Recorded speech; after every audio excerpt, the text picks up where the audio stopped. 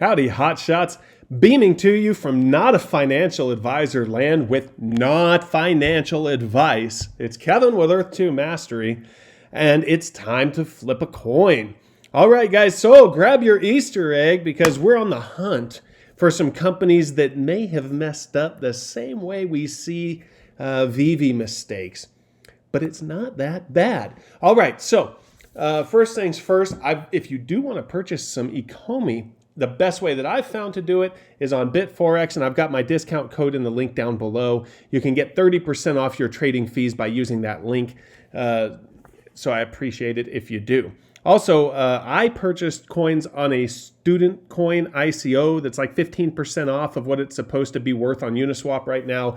They've got 3 exchanges lined up in May. And May is when your tokens from the ICO would be unlocked. So it's a good time to have those exchanges coming out. They just rolled out a couple apps as well. So if you're interested in getting 5% bonus on your student coin purchase, I've got a discount code in the pinned link down there for that as well. Okay, so Kahn came out today. And I'm wondering, is Kahn happy with what's going on with VeVe?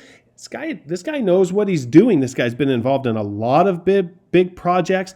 This guy is the biggest name that VeVe has to tout because he's the one that named Pokemon, guys. I'm not saying that we're getting Pokemon, okay? That's not confirmed. But this guy named Pokemon. They were pocket monsters, and then he made them Pokemon. And now Pokemon is Pokemon. Okay, it's unconfirmed. It's probably not going to happen. But I'm just saying that one of the head guys of licensing, he named Pokemon. Okay, so we got Kahn. And he says that the introduction of the VeVe beta app reminds me of some initial results when we were starting testing products such as Pokemon. Oh, there's that name again. And CPK. Not California Pizza Kitchen. That's Cabbage Patch Kids. If we're in SoCal, it's CPK, it's California Pizza. That's Cabbage Patch Kids. Another well-known, iconic, historic, amazing brand that Kahn was involved in. And you know what happened to them. You know what happened to Pokemon, and you know what happened to Cabbage Patch Kids. We all know what happened to Pokemon and Cabbage Patch Kids. And I'm saying he is apparently hinting at the ideas that VeVe could be as big as either of those. And I actually believe that he's right. They have a lot of hurdles to jump over. They're in beta stage. I personally have a little bit more patience with this. I think because I just went through this with another startup, I still see the growing pains that are happening. They're both big, ambitious projects that might be worth a ton in the future, more than anything in their respective industries. But they've got growing pains. Nothing just pops into existence. So I've had a lot of comments down below like, VeVe's going to fail. Well, I don't understand why. Ecomi's going to fail. Well, I don't understand why. Just because they're having some growing pains. The growing pains are coming from mass adoption and influxes of users. Okay, that's a good problem to have. Yes, obviously we would like to grow at a pace that is fast enough for the business to grow, but still slow enough that the business can grow with it. That's the ideal situation, but that just doesn't happen, okay? Somebody said down below that they should have been completed with the app before they came out. Well, even apps that are complete still have problems, so they slapped the word beta on it. Is it really beta? Is it not beta? Do they just stick beta on there and then then they can just have problematic forever? I don't know. I don't really understand what they mean when they say it's in beta stage, but it just means that it's still in testing. But the reality is that every app is still in testing. I talked about this when I was talking about Earth 2 crashing in Dubai and Earth 2 crashing in December when people were just madly rushing in and buying land, just like they are with the VeVe collectibles. Is that I have TD Ameritrade. I try to trade on TD Ameritrade for my stock transactions. But when there's a big day at open, I can't get in and out. I can't even log into the app. I bought AMC one time when that whole AMC and GameStop fiasco started. And I didn't even know that I'd had the stock delivered. I didn't know how much I'd paid for it. I couldn't get into the app for 4 hours. When I got back into the app, AMC was below what I'd paid for it. It was just a fiasco. And guess what? That's not TD Ameritrade beta. That's just TD Ameritrade. Anyway, so my point is that we can't be too hard on these startup companies just because they're stumbling a little bit when it comes to, this massive rush of users that they have coming in. They're still trying to fix things. They're still trying to work on things. They don't have all the licenses they're going to have. They don't have their money transmittal license even yet. And just because they have funding and investors doesn't mean that they necessarily have enough money to keep producing everything that they need to produce to come to fruition either. So it's nice for them to be able to go ahead and kick the can and get a little bit of cash coming in. And that's when they are able to continue to add features. So people don't want them dumping bags of OMI on the market and making it seem like kind of a rug pull, or adding too much liquidity at once, and then that drives the price down. They don't want them doing that because they're afraid they'll ruin the coin. But then they also don't want them selling collectibles when they're getting sold out immediately because then they think that's going to ruin the VeVe app. Well, guess what? They need money from somewhere. So in my opinion, selling collectibles, the thing that the app is designed to do, which in turn burns Ecomi, is the best way possible to garner interest in the app as well as raise money for future developments. So Kahn is smart, right? He's like, listen, there's growing pains. He didn't say all this in this one post on LinkedIn, but it's basically that there's growing pains. You see stumbling blocks, you get over them, you fix them. What we have to see is the team able to rise to the occasion? Are they able to meet the challenge head on and take care of it? And that's how we know that VeVe is going to be around to stay. And they have communicated well with us. Maybe over the last week or so, there hasn't been as much communication as we would like to see. But of course, we're hungry. We want them in our ear 24/7 telling us exactly what's going on. And that's not their job. Their job is to fix the app, get more licenses, get more exposure for the brand, right? Basically build a company that's valuable for you and me. We're lucky that we're able to be invested in it, both through the collectible side as well as through the cryptocurrency side. And what I did is I pulled up a couple Investopedia articles here of other companies, bigger companies, that have had problems too, so that you can see that these startups, they cannot be expected to run perfectly and flawlessly right from the beginning, especially with an influx of new users. And these big companies make mistakes too. So let's take a look at those. I pulled up 8 bankrupt companies that came back. Okay, so these are big companies that basically almost went bankrupt, almost disappeared. Now, some big companies have gone bankrupt and disappeared.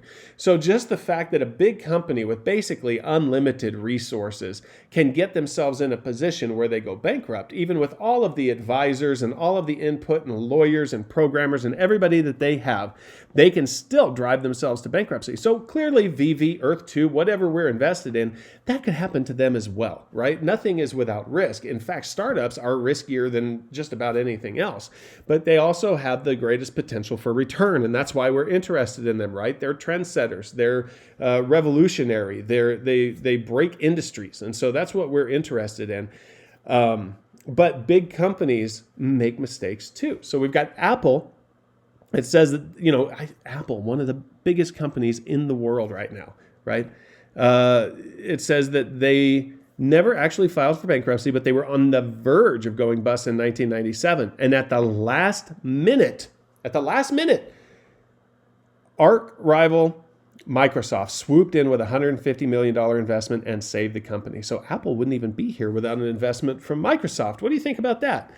General Motors, after 2008, I think we all remember this, as the bailouts, following which a lot of people like to blame Obama for, but Bush started them. Obama just blew them up. So both Bush and Obama are responsible for the bailouts. And I personally don't like bailouts. If a company needs a bailout, that just means that they have acted irresponsibly. And it is the opportunity of their rivals at that point to take their market share. So when you bail out a company, you actually punish the other companies for acting responsibly. But that's a whole nother video and a whole nother channel, because I won't get into it. General Motors, following the financial crisis of 2008, General Motors was once the largest automobile manufacturer in the world, filed for bankruptcy and was ultimately bailed out by the federal government. Okay, so General Motors, who's coming out with all these electric cars now, who actually makes a really good quality vehicle that people are in love with and have been for decades, almost went bankrupt. Actually, they did file for bankruptcy, but they were ultimately bailed out. So they filed for bankruptcy, but I don't believe they actually had to go bankrupt. They just filed for it. Ally Financial, which is like Ginny Mac, right? Or Oh, that was the financing arm of General Motors. Same company, basically. Who cares? Chrysler, same situation. We know exactly what happened with them. Marvel Entertainment, one of our favorite licenses that we think we're probably going to have come sometime here in the near future, because there's been a lot of leaks that I've been covering in some of my videos. With blockbuster movies such as Spider-Man, The Avengers, and Guardians of the Galaxy, it's surprising to note that Marvel filed for bankruptcy in 1996. Now, Marvel, because I like them so much, now I'm a Ford guy, so I don't want to see General Motors get bailed out, but Marvel, I want to see Marvel get bailed out. Now, DC, I'm not quite as big of a fan of DC as Marvel, but I do like DC, so I don't want to see them go bust either, but I definitely don't want to see Marvel go bust. I got to get me a Wolverine. I have to get a Wolverine. Oh, did you see that I have a Stay Puft Marshmallow Man now? Somebody gave me a Stay Puft Marshmallow Man, so that was really nice of them. I appreciate that. So Marvel has all these amazing IPs, right? All these intellectual properties. They got X-Men and Wolverine and Punisher. They got all these amazing IPs, and they still almost went bankrupt. Okay, so Six Flags, a theme park operator and amusement company, Six Flags has 26 theme and water parks throughout North America, home to some of the world's biggest and fastest roller coasters. Now, personally,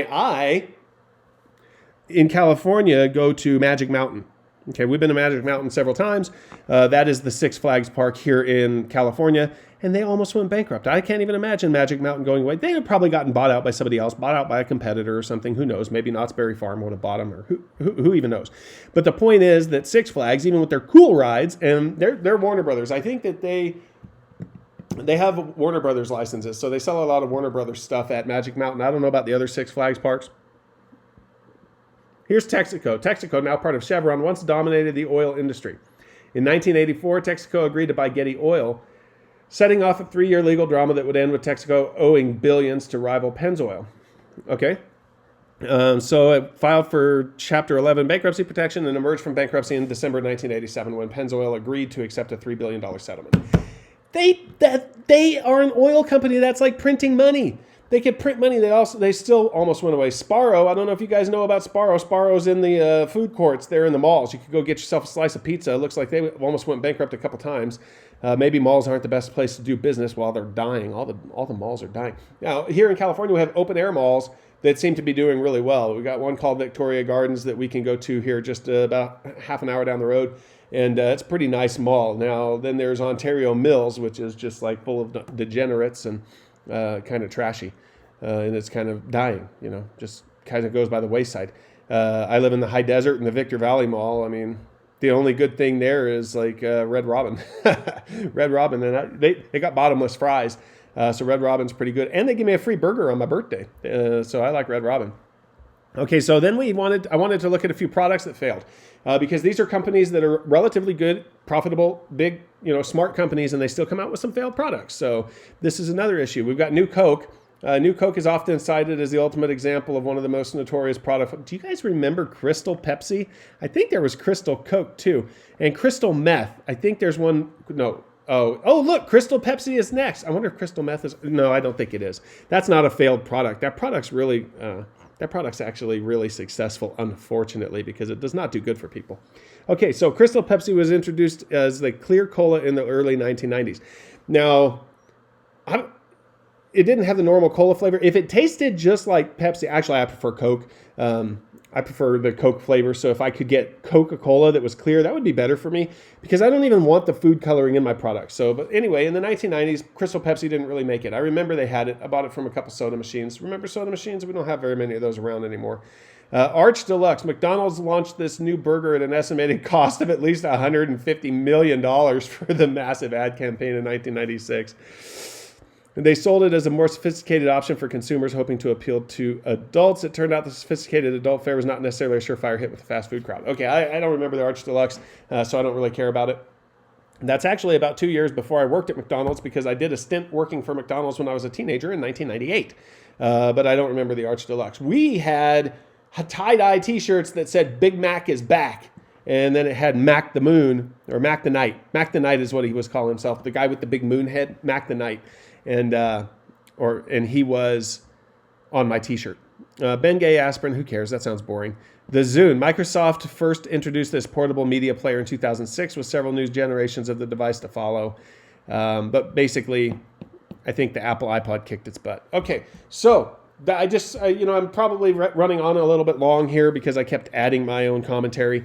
So I want to wrap it up. But basically what I'm trying to say is, Al Kahn is absolutely correct. Like there's other big companies, other startups, they all have stumbling blocks. What matters is that the team is able to rise to the occasion. They're able to meet the challenges ahead of them. They're able to, be intelligent, rational, reasonable, and ingenuitive when it comes to solving those problems.